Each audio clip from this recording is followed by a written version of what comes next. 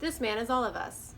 People who come to work for the federal government, if you're a cabinet official, you have to go through these big hearings. A lot of people have to do background checks. A lot of people have to go through security checks. They get security clearance.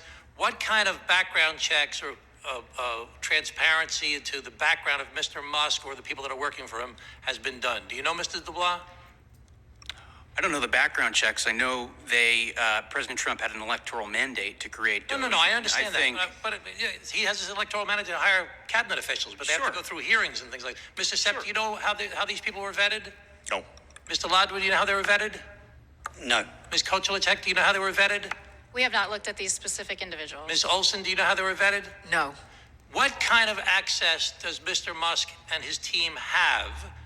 What kind of changes have they been making to the computer programs? How many of those changes to computer programs are permanent? And how will that affect people going forward? Mr. Dubois, what's he doing?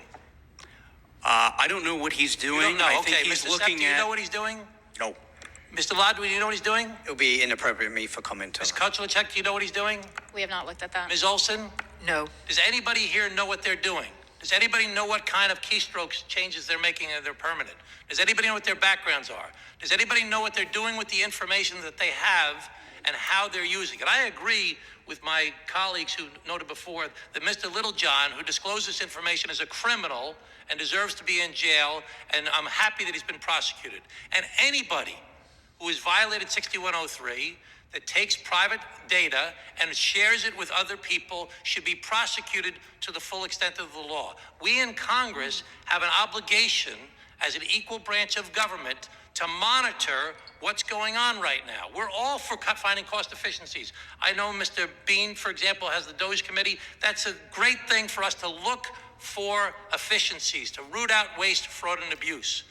But there's a pesky thing, called the United States Constitution, and it has the responsibilities of the United States Congress in the oversight and power of the purse. I yield back, Mr. Chairman. Thank you. Does anyone know what the fuck he's doing? I don't even know if he knows what he's doing.